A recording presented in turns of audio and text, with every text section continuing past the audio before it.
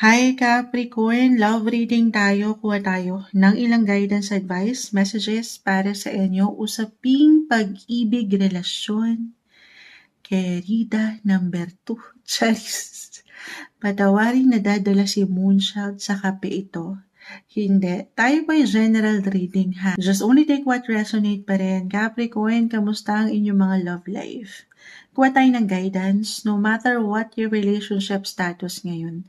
Kung kayo single, in a relationship, attached, or married, we'll see kung anong maiiwan na mensahe ng baraha para sa inyo. This is between August to September 2026. Kuha tayo ng ilang guidance, messages. Tapos, sakali meron kayong tao sa inyong isipan ngayon, kuha rin tayo ng ilang mga mensahe na nais nitong iparating para sa inyo. Gusto niyo ba yun?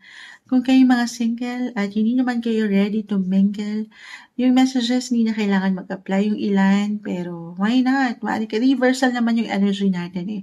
So, pwede itong in a way message din na kailangan yung marinig para sa inyong mga sarili. Capricorn energy, love message po para sa mga taong ito. Anong kailangan nilang marinig ngayon? Guidance? Advice? Message?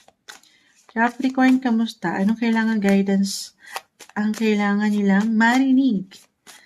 Ano nga asahan po ng mga taong ito sa kanilang buhay, pag-ibig, relasyon, pagdating sa kanilang love life? Ngayon guidance sa isang Capricorn. Capricorn, ang perfect, the Empress. Pakita natin sa live. Tayo po ay live na live. Lumitaw.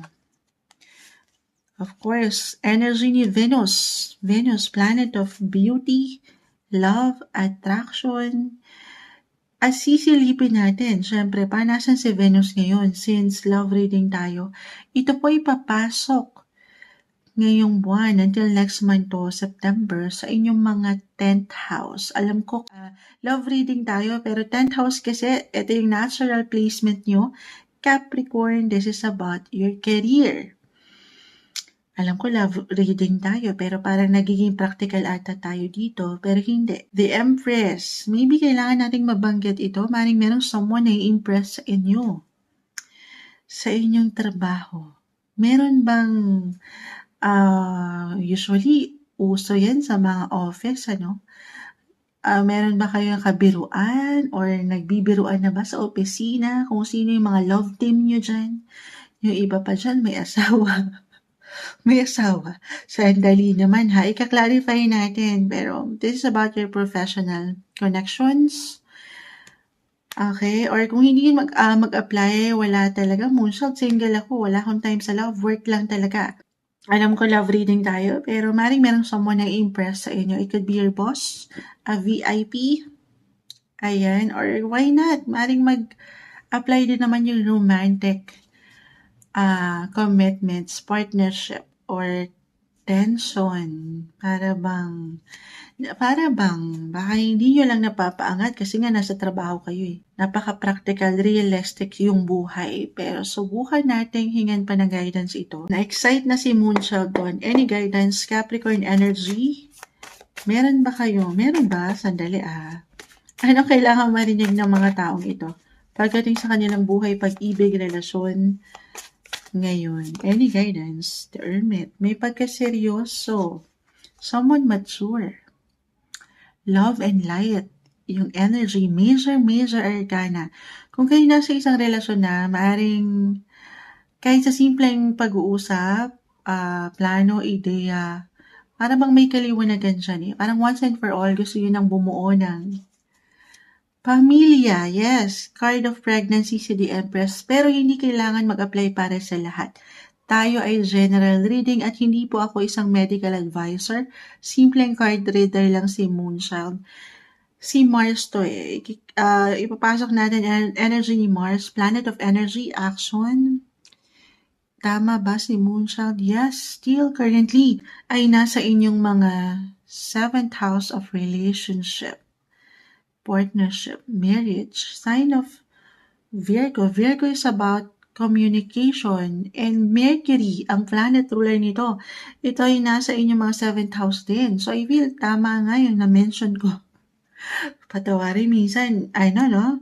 Yung mga messages nagdudugtong-dugtong po. Dahil nagre-resonate sila astrologically din, pero mayroong pag-uusap at may pagkaseryosong ganap. So, meron ba? Love proposal, marriage proposal, kahit sa simpleng plano nyo na to together, para bang may mag-express ng feelings, emotions sa trabaho ba to? Or someone mature? Okay, maybe kailangan ko lang mabanggit yun, guys. Okay, ganyan yung energy po. Or kung dumadaan na kayo sa honeymoon, may ganun ba? Kasi may pagka-alone, or me time yung energy ni The Hermit kasi yung mapag-isa together. Pwede ba yun? Mapag-isa together. For couples in a relationship ha, kasi the Empress, tinapos na tayo. Love, beauty, attraction, Venus, ayan. Para bang nasa honeymoon stage ang ilan. Mars in the 7th house. Nag-iinit po ang inyong buhay. Pag-ibig, relasyon ngayon, hindi nyo pa man yan punal, pero very intimate, malalim din yung umaangat na connection. Na hindi imposible kasi si Mare, planet of SEX po yan. Kaya marahil umangat si The Empress, ito yung pregnancy card indicator, guys. So, this is for some, especially Uranus, planet Uranus. Oo. Double check nga natin. I see na may ilang unexpected ganap po ang pwedeng magliwanag. So, stay flexible, adaptable sa mga situation. Sabay sa ilang kaliwanagan na ito, at the end of the day, I feel na patuloy kayo nagmamature sa relasyon. Okay? Alam nyo, paisa-isa yung bumabagsak, may hugot agad. Capricorn energy, anong kailangan yung marinig? Any guidance? Temperance card. Tatapusin na natin dyan. All major arcana, guys. Major ganap ang umaangat dito. Meron ba kayong travel? For some, kahit sa simpleng plano, balance, moderate, may purpose, ang kalma ng takbo or flow ng love life. Parang gusto niyo lang munang mapag-isa, mapagnilay kung kayo mga single, or maybe yung pinaka-advice po, especially for single, kasi si Mars, may pagka-reckless yung energy niya. Ito po ay nasa inyong buhay relasyon again.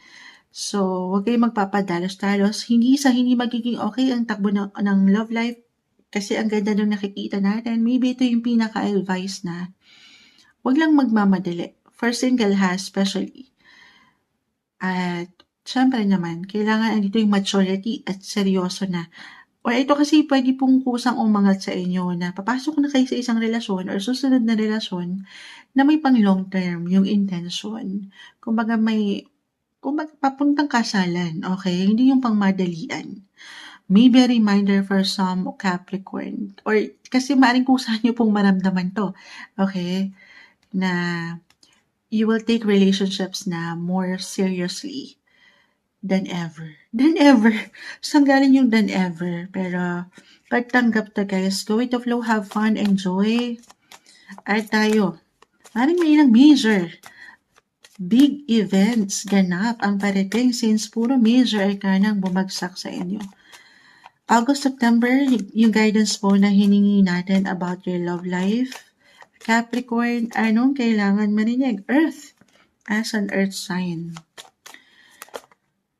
Gemini, actually. So, maaaring may pag-uusap na makabuo na ng mas level up, mas seryoso, mas mature na commitments, kahit over the net ito. Nang hindi ka nagmamadali na sa sobrahan ng kukulangan with temperance card. Capricorn, kamusta? Anong kailangan yung marinig? May umaangat. Leo, napakasipag ni Leo. This is about your love life. Very fiery yung energy, guys.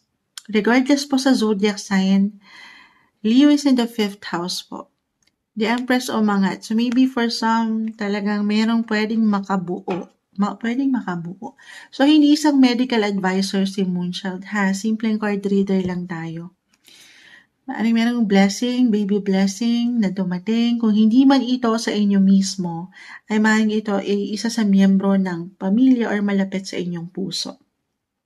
But I see growth, physical, mental, emotional, even financial when it comes to your career. Gumaganda ang inyong mga buhay, trabaho, or maybe yun din pwede yung pagsaluhan together. Couples or may sarili ng family, andito na yung maturity, maaaring meron kayong celebration na may kaugnayan po sa trabaho, career nyo, reversal ha, kung hindi sa inyo, ay maaaring may magandang balita, impormasyon ng parating, may magliliwanag, good news pagdating sa career. At dito syempre pa, hindi lang kayo ang magsasayor, ang inyong kapareha, pero pareho kayong dalawa. Okay, ganun yung energy nito. Sige, since nakukuha natin yung enerhiya ng eto, si Mercury, Gemini energy, planet ruler Mercury, ganun din si The Hermit. Subukan nating humingi ng guidance kung anong nais iparating, anong damdamin, anong emosyon, anong gusto niyang sabihin sa'yo ngayon. Capricorn, sa taong iniisip mo kanina pa, meron ba? Kung wala man, hindi kailangan mag-apply na. So, reversal naman yung energy natin every time. Capricorn energy, anong gusto niyang sabihin sa'yo? Any guidance? I remember every detail of that day. Hindi po kailangan yung pinakasalita. Pagdating sa mga oracle, hindi natin pipigilan to. I remember every detail of that day. Pakasipag nito, I lost myself for a little while. For some, single to, especially. Na parang ito, isang ermitanyo, gusto mo nang mapag-isa, mapagnilay, magpaganda, mag-relax sa buhay, at mag-focus na higit sa trabaho. I lost myself for a little while. I replay our conversations over and over. Sobrang nagbigay din dito guys din yung energy ni Mercury. It's all about communication, conversation. So parang nami-miss ka nito. Nami-miss nyo na ang bawat isa. I am grateful for the spiritual lesson actually. Yes. Ano yung yes? Since maturity ang umaangat on a soul level, spiritual level, the Hermit, the Temperance card, ayan, para bang umaangat yung pagkaseryoso na talaga, lalo pa for some po na dumaan na sa hindi kagaanan sa relasyon at may pagkatuto akong nakikita. Ganun ba? Hopefully, yan yung umangat talaga. Okay? Reach out. Communication. Reach out. Mag-reach out ka na raw. Will you choose me? Ilalatag ko na lang ha, para kayo na yung bahala kung saan kayo higit na mag-resonate. I want to get you drunk. Ano daw yan? Maybe, no. Ayan, para sa ilan, tayo ay general message. Kayo na yung bahala kung saan kayo mag-resonate sa ilang messages. Ito yung umangat na guidance advice na marahil ay kailangan yung marinig. Alam ko may hugot pa para sa inyo. Love reading po ito, Capricorn.